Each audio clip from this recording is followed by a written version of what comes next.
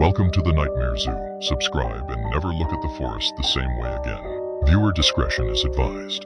We hunt cryptids. Last hunt we almost died. We aren't ghost hunters. We aren't kids with cameras. We're professionals. Or we were. My name is Marcus Crow, former Force Recon. My team, Vargas, ex-ranger, a blade master who could silence a sentry from 40 feet. Jenkins, a Delta sniper who could thread a needle at 1,000 yards in a sandstorm. And Doc Hollis, a corpsman who'd seen things in Kandahar that would make a demon blush. We hunt things. The things the government says don't exist. We go where the stories are too consistent, too bloody, to ignore. Our last hunt was in the Hiawatha National Forest in Michigan's Upper Peninsula. The target, a massive bipedal canine known as the dogman. Our gear was military grade, optimized for tracking and neutralizing large, hostile biological targets. Vargas carried a customized, suppressed 300 blackout AR platform rifle for quick, quiet engagements. Jenkins had his prized M2010 enhanced sniper rifle chambered in 300 Win Mag for long-range overwatch. Doc had a Benelli M4 shotgun loaded with alternating slugs and OO buck. I carried a 45A CPU SP Tactical and my father's old 357 Magnum revolver. Its 6 chambers loaded with 5 standard rounds and the last one hollow-pointed and filled with pure silver. On our hips, we all carried combat knives, and Vargas also had a compact tactical axe strapped to his pack. We had bear spray, thermal scopes, comms, and one single fragmentation grenade, a last resort. The forest was a cathedral of silence and shadow. The air, cold and still, felt heavy, watchful. We'd been tracking anomalous game trails for 2 days' prints, too large for any wolf, with a bizarre, elongated stride. Then we found the first kill site. A white-tailed deer, but not just killed. Dismantled. Its spine had been snapped clean in 2. Its ribcage splayed open like a grotesque flower, and its organs were arranged in a semicircle around its head. There were no bite marks for consumption. This was display, art, or warning. This isn't predation. Doc muttered, his face pale. This is message sending. An hour later, we found the clearing. And the altar. It was a flat stone, stained a deep, permanent black, sitting in the center of a ring of skeletal pine trees. The smell was a physical blow-old blood, decay, and a coppery, ozone-like tang. Hanging from the branches of the trees surrounding the altar were human remains. A man in camo was impaled through the chest on a sharpened branch, his eyes pecked out.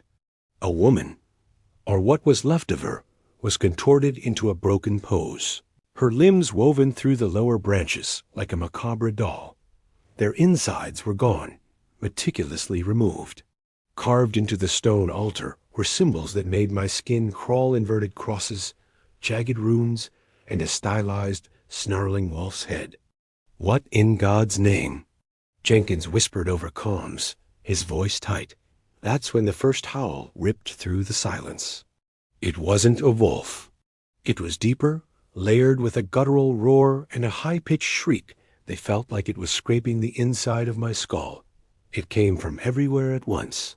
Contact! Vargas yelled, swinging his rifle toward the tree line. It emerged from the shadows between 2 massive pines. 8 feet tall if it was an inch, standing on 2 powerful digitigrade legs. Its body was a nightmare of muscle and matted, gray-black fur. Its arms were too long, ending in paws equipped with claws like blackened meat hooks. Its head was canine, but twisted, elongated into a monstrous parody. Its muzzle pulled back in a permanent snarl to reveal far too many yellowed, needle-sharp teeth. Its eyes glowed with a malevolent, intelligent amber light. The alpha. We thought it was alone. We were catastrophically wrong. As Vargas raised his rifle, a second creature, slightly smaller, but just as fast, exploded from the brush to our left. It moved on all fours in a terrifying loping gallop before rising onto two legs and launching itself at Jenkins. "Jenkins left," I screamed. He was fast, but it was faster. He managed to get his sniper rifle up as a club. The dogman swiped a massive paw. The sound of the rifle as composite stock shattering was drowned out by the sound of Jenkins's forearm snapping. The bone broke with a wet, sickening crack jutting through his sleeve. He screamed. The creature's jaws snapped shut on his shoulder, teeth punching through his body armor like it was paper. It shook him like a ragdoll. There was a horrific tearing sound, and his arm, still holding the broken rifle, was ripped clean from his body. He fell, bleeding out in seconds, his screams dying in a wet gurgle. The Alpha just watched from the edge of the clearing. It was directing the hunt. "Fall back, to the rocks," I yelled, firing my .45 into the chest of the creature that had killed Jenkins. It roared in pain, stumbling back, dark blood welling from the wounds. It wasn't a kill shot. Vargas laid down, suppressing fire, the thump, thump, thump of his suppressed rifle echoing dully. Doc unloaded his Benelli. A slug hit the second dogman in the chest, punching a fist-sized hole through it. It howled, staggered, but kept coming. A third dogman, this one sleek and fast, dropped from a tree branch above us, landing directly on Vargas. The impact drove him to the ground. I heard the air explode from his lungs. He fought like the warrior he was, driving his combat knife into the creature's side again and again. It ignored the wounds, its jaws closing around his helmeted head. There was a sound of crunching Kevlar, and then a pop. The dogman whipped its head, and Vargas's head, still in the helmet, was torn from his body. His body spasmed once and went still. Doc was screaming, firing the shotgun wildly. "There's too many." "Marcus, there's a whole fucking pack." The Alpha finally moved. It pointed a clawed finger at Doc and let out a short, sharp bark. Two of the smaller dogmen broke from the tree line and charged. I grabbed the frag grenade from my webbing, pulled the pin, and hurled it at the charging pair. Fire in the hole. The explosion was deafening. Shrapnel and pine needles ripped through the air. One of the dogmen was thrown backward, its leg blown off at the knee. The other was peppered with shrapnel, howling in agony. It was a momentary reprieve. Doc raised his shotgun to finish the wounded one. He never saw the Alpha move. It crossed the 50-yard clearing in a blur of motion. It didn't attack. It swiped its massive arm, and the shotgun was sent flying into the trees, Doc's fingers still wrapped around the pistol grip. Before Doc could even cry out, the Alpha backhanded him. The force was unimaginable. Doc's neck snapped with an audible snap.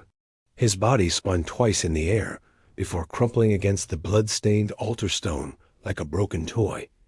Then it was just me.